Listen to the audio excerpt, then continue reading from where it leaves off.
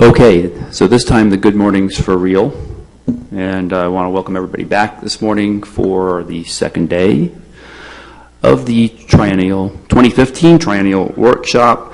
To lead things off, I just wanted to thank all of our speakers yesterday for their talks and their presentations. Obviously, a lot of effort went into all of them. That was very clear.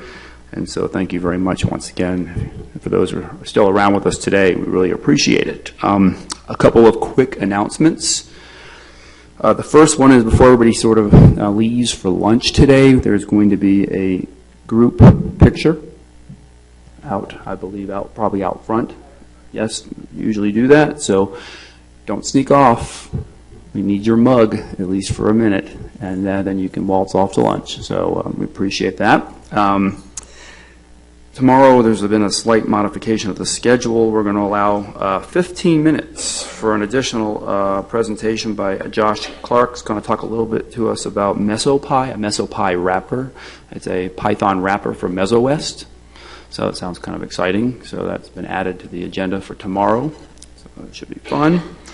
And I wanted to remind everybody of the value for giving us real-time feedback. I took some time out last night and this morning to read through all of the comments, and we do take them to heart, both the Unidata staff and the committee members that planned the workshop. So I did that last night, went through those, and I'm assuming my workshop co-chair, Mike Baldwin, and the Unidata leader, Kevin Tile, will also be looking through those, and as we sort of summarize, as I'm going to do this morning, I am using those. So today, in taking a look at some of the feedback we did get, clearly the idea of coming forth with a pre-survey of the users here was to get a feel, mostly to provide sort of a base for the speakers to know the experience of our audience. It's always good to know to your audience before you get up and give presentations. And as we suspected, when we looked through the pre-survey results, there's quite a wide range in this audience in terms of technical prowess. Let's just say that, whether it's Python, OpenDAP servers, or big data in general, or the cloud computing, and some of the topics we're going to talk about this week. So we were well aware of that, and clearly, the range of talks yesterday spanned that parameter space quite widely, I would say, and so we were treated with the early sort of basic introduction to sort of the to Python yesterday by both Kevin Tile and Johnny Linz, with their introduction to some elements and components, and then sort of that jumped ahead then later in the day to what I would say were pretty more advanced elements and components involved with both X-ray and NetPy, and so I'm hoping at least that the various experience from audience participants, then basically at least those who, when you look at the survey results, some of the comments were, depending where you were in the spectrum of experience, got more out of certain sessions than others, but hopefully folks had some of their bases covered yesterday. That's sort of the idea, so I'm hoping that happened. With that being said, there certainly were some recurring comments on the feedback page, and I'll just reiterate a few of those so you know that we're cognizant of those. And one of the main ones I said that certainly it was repeated several times was that more time for hands-on would be appreciated, so we're aware of that. And I'd just like to bring that to attention to our speakers today, that you might have certain things planned out today. Feel free to take a deep breath and relax and do a portion of it really well and really thoroughly, stopping even to make sure that people are with you and caught up and are able to come up a little bit for air as we move along, so that your audience is actually really truly participating with the interactive session. Remind you that less is more, slower is better. Repeat, less is more, slower is better. Really believe that in this sort of situation. I think most people wouldn't argue with me about that. So again, I ask that today's speakers consider this, take this to heart. It's okay if you only cover a portion. Many of our speakers yesterday had a wide range of topics, and a number of them did jump around and only sub-select some of their material to present participants. I think that worked quite well, leaving the rest for the offline sort of investigation. And sort of speaking of the offline, we did build in an hour at the end of today purposely, this flex time to sort of pull off onto the side with the various presenters and connect with them and do some follow-up. So it'd be nice if we could take advantage of that today, that if we've missed some aspect of certain parts of the presentations today, that would be a really nice thing to do. And so again, at the end of today, there will be 1 hour of flex time to do that. With all that, I would say there were certainly some highlights yesterday. Being sort of a Python neophyte myself, I really enjoyed the sort of all-in-one concept presentation by Johnny Lin. This idea of being able to, being an old Fortran kind of guy, being able to hop into something that does everything for you, including beautiful graphics, is a very sexy idea as far as I'm concerned. So that's certainly a compelling argument for using Python, in my opinion.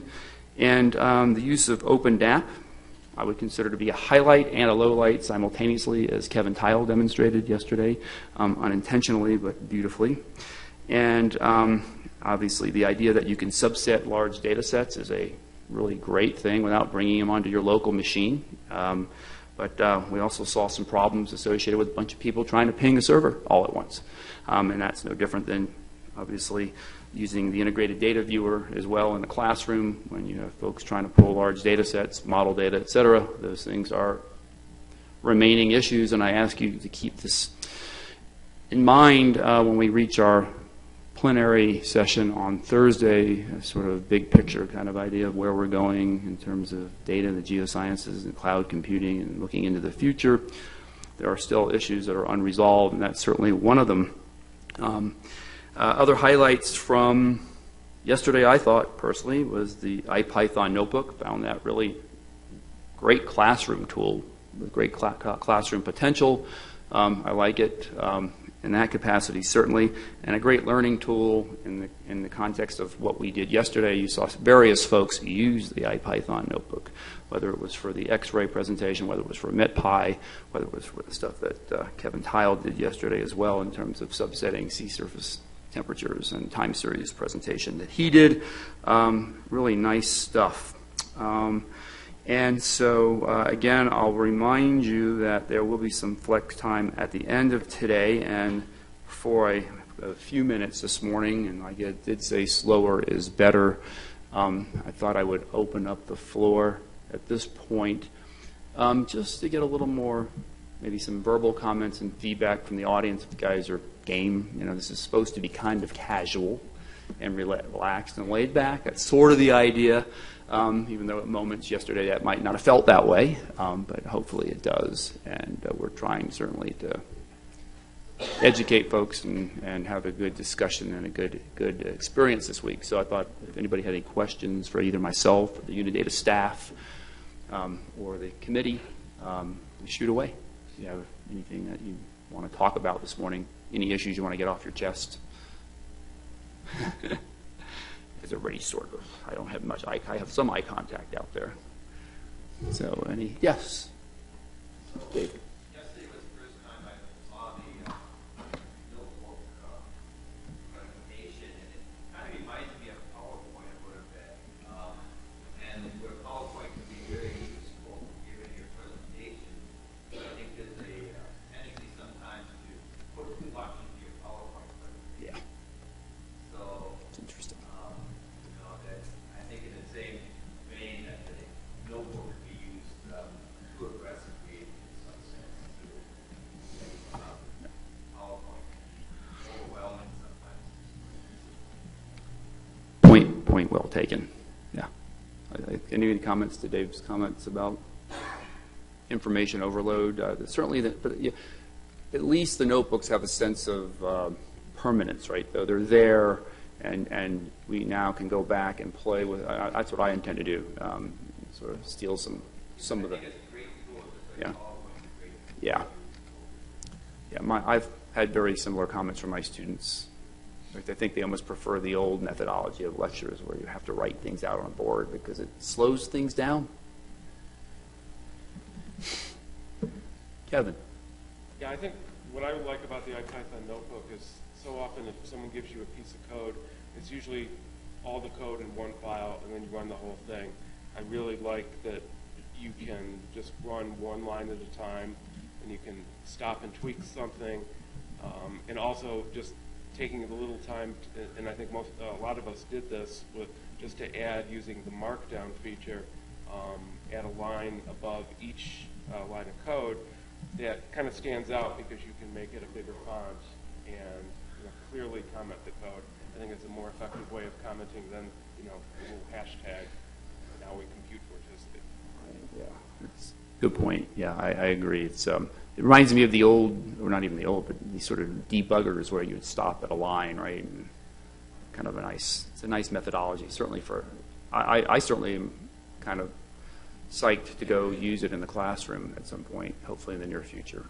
I think it's a good tool. Anybody else? Some comments? Observations? Anything? Gary? I'll echo the comments. I think for teaching programming, Notebook is really a fantastic tool. The ability to go back a line and rerun things, that'll be a great way to teach programming. The question I keep coming up with, being a novice user, what will it take for me to get this to run back home? What do I have to have installed? What are the system requirements? So that's what I'm hoping to leave here with better information about that. Have the section where Could you speak up? We can barely hear you. Hey, can we use the mics? Yeah, that would be really good. Okay, is that better? Basically, what will it take for me to get this set up back home? And what do I have to have installed? What hardware, software requirements, things like that, so that I can leave here and have a chance to actually implement some of this? So that is not a Steve Lazarus question. Julian, do you want to field that?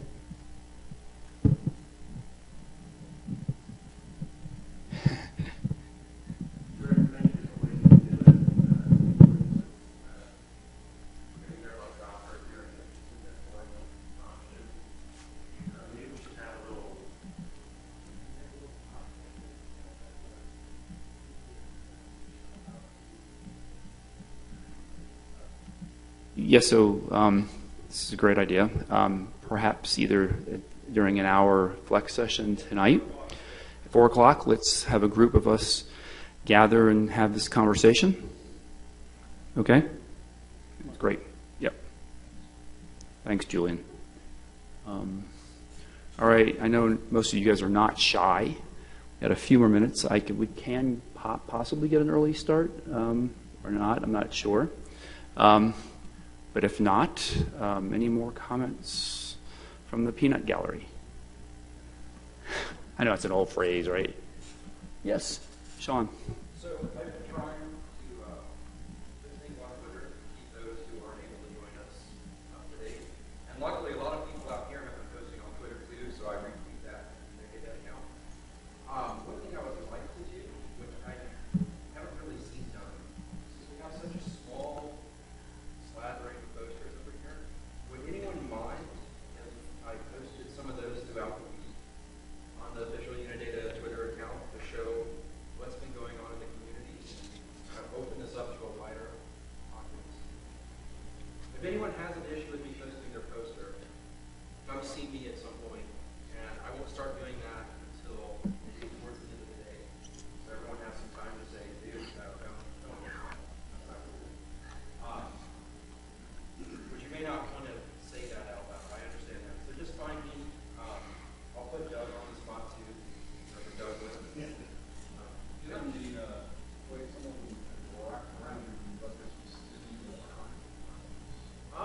That could work, and I could take a screenshot. Or if you have an electronic copy, you can certainly post those on the model resource site so people could see them. Doesn't necessarily have to be the entire PDF or PowerPoint, so they can go in and grab stuff and move it around and keep it silly. But you could save it off the computer or something like that. And that would be okay. That would just help open this awesome collection of resources up to people. So I just wanted to throw that out there. Thank- Hashtag for a week. UUW 2015 would be the unofficial, official, not quite, super secret hashtag. UUW 2015. We kept it short. We could have done Unidata Users Workshop 2015, but then your tweet's like half done